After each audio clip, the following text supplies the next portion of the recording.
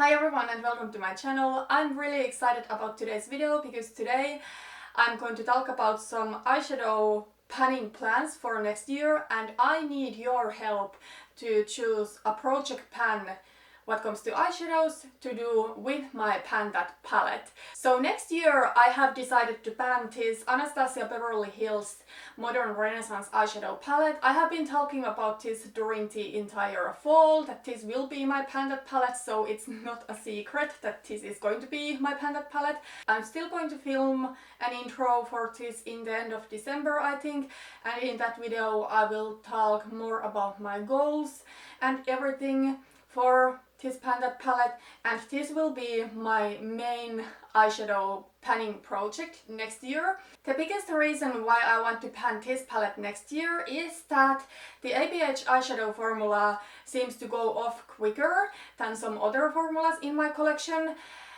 Mine is still completely usable, but this palette only has 6 months shelf life, and I have had this palette at this point for 3.5 years, so 42 months I think, and that is pretty long age for something that really seems to be going bad, at least on other people. They have had rust in their palette, so I think right now is for me time to get more use out of this palette as much as possible next year, and then move it out of my collection whether it is completely finished or not. However, as you can see from my palette, I have already hit pan on 4 of the eyeshadows in this palette, and if you have experienced Anastasia eyeshadows yourself, you probably know that they are quite powdery. The pans are not really that deep, there's not that much product in this palette, and overall it's really easy eyeshadow to pan. So because of that, I have decided to do another eyeshadow project pan with this palette. This one will still be the thing I will be more focused on, but I want to do something else too.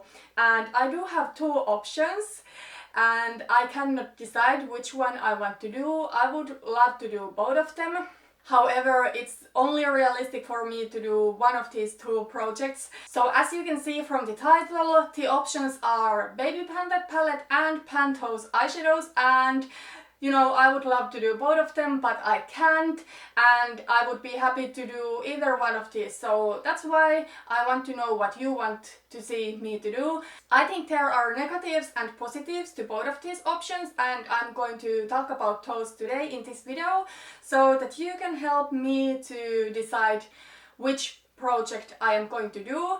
So you can vote down below. Unfortunately, I don't have the community tab thing, so in the comment section of this video let me know if you want to see me to do a baby panda palette with this panda palette, or if you want to see me to do Pantos eyeshadows. But first, let's go through these options and let me talk about the positives and negatives of each of these 2 options. So the first option is to do a baby pan that palette with my pan that palette, and the palette that would be my baby pan that palette is this e.l.f. Prism eyeshadow palette in Naked. So this is an all shimmery eyeshadow palette with 6 eyeshadows. As you can see, it's really neutral, and these colors would go really beautifully with the Modern Renaissance. I'm so sorry, there's probably another dog walking by my neighbor's window, and my neighbor's dog is like not having it. So yeah, there you can see these palettes side by side. As you can see, they go together so well, and in Modern Renaissance there are only 3 really shimmery eyeshadows. Then there are a couple of eyeshadows that have maybe just a slightest sheen to them, but really they perform like mattes. But the shimmery eyeshadows are Vermeer and Primavera, and then Antique Bronze, and I can tell you right now that I don't like Antique Bronze. I don't like the undertones of it, so I don't think I will finish it. If I manage to hit pan next year, I'm happy with that. So Primavera and Vermeer over here are the shimmery eyeshadows that I can see myself using up, and I know that they will be gone before the mattes of this palette will be gone.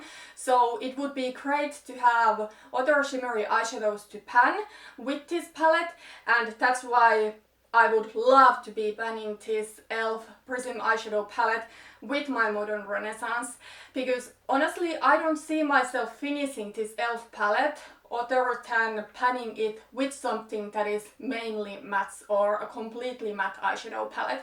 So I think this would be kind of like a smart thing to do, especially since this e.l.f.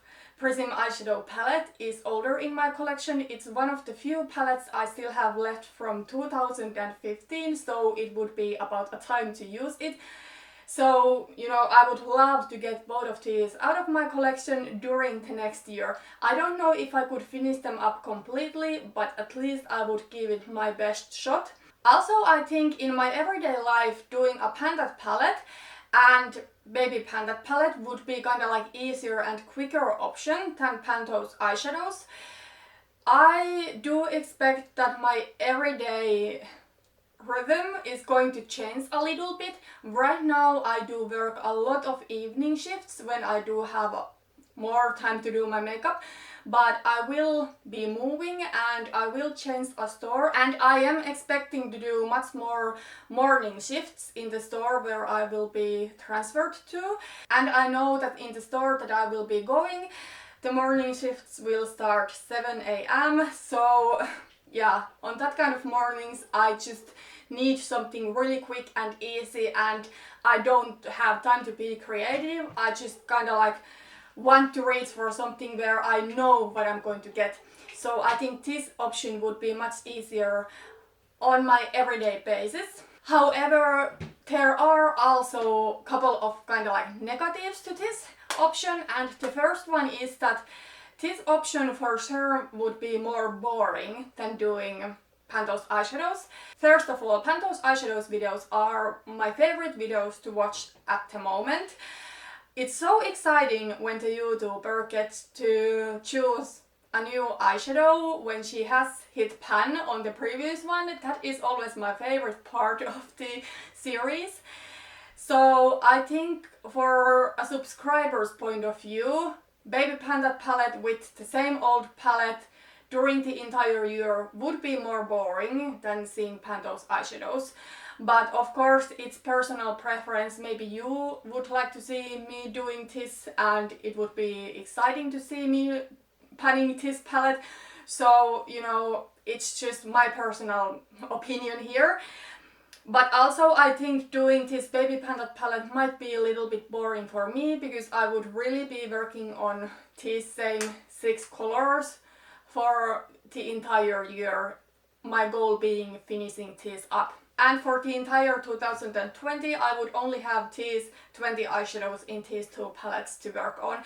So for sure it would be more boring option than doing Pantos eyeshadows. However, I don't tend to get bored with looks even if I repeat same looks for multiple times, especially when we're talking about neutral looks, because even if I do the same neutral look for 5 days in a row, if I just change my lip color and my cheek products, I feel like I'm wearing a completely different look. So I don't tend to get bored with looks, but I just think the Pantos eyeshadows project would be more exciting, and then on those days when I do have more time with my makeup and more time to experiment, on those days especially, that would be more fun. What is a bigger negative in doing this baby panda palette is that the rest of my collection would pretty much sit untouched during the entire 2020, because if